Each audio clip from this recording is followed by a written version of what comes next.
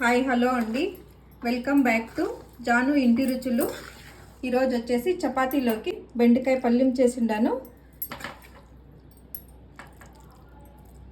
1 KG అంతా బెండకాయ ఇక్కడ చూడండి, ఇట్లా సన్నగా కట్ చేసి పెట్టుకోండాను. 3 పెద్ద సైజు ఆనియన్, 3 టమాటో కట్ చేసి పెట్టినాను.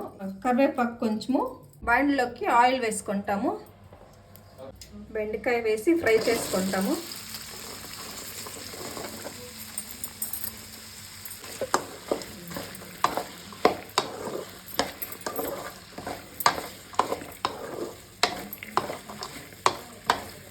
ఇప్పుడు ఆ బెండకాయలో జిగుటు ఉంటుంది కదా, అదంతా పోయి ఇప్పుడు బాగా ఫ్రై అయింది.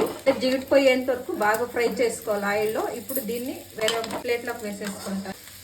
పల్లిం బాండిల్ పెట్టుకొని ఒక 50 గ్రామ్ అంత ఆయిల్ వేసుకోండాను. ఇప్పుడు ఆయిల్ కాగిన తర్వాత కొంచెం సాసులు,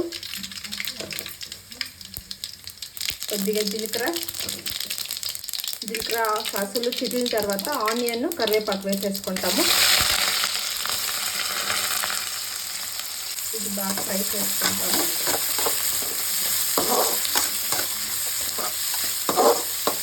కొంచెం ఉప్పు, పసుపు కూడా స్పూనంత,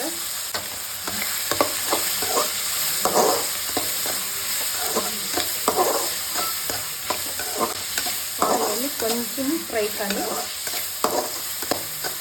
కొంచెం కలర్ చేంజ్ అయ్యేంత వరకు ఫ్రై చేసుకుంటాము. ఇప్పుడు ఫ్రై అయితే సరిపోతుంది. ఇప్పుడు కట్ చేసుకోండి టమాటో వేసేసుకుంటాము.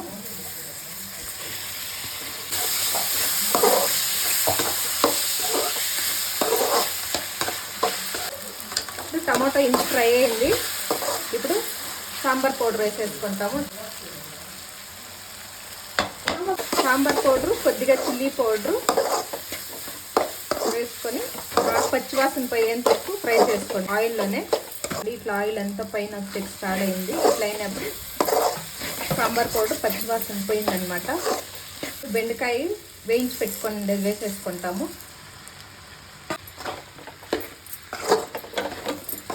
ఆల్రెడీ బెండకాయ చూడండి బాగా అప్పుడైనా ఫ్రై అయిపోయింటుంది. చూడండి కొంచెం దీంట్లో ఫ్రై అయితే సరిపోతుంది. ఉప్పు కారం బాగా పట్టేకి.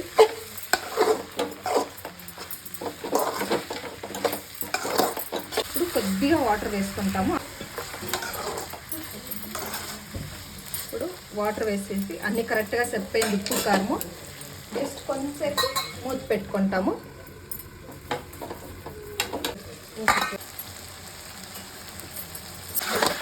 బెండకాయ బాగా ఉడికిపోయింది, అన్ని కరెక్ట్గా సరిపోయింది.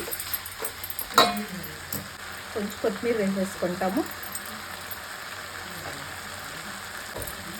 కొత్తిమీర వేసేసుకొని మిక్స్ వేసుకొని స్టవ్ ఆఫ్ చేసుకొని వేస్తే చపాతీలోకి బెండకాయ పళ్ళెం రెడీ అయింది.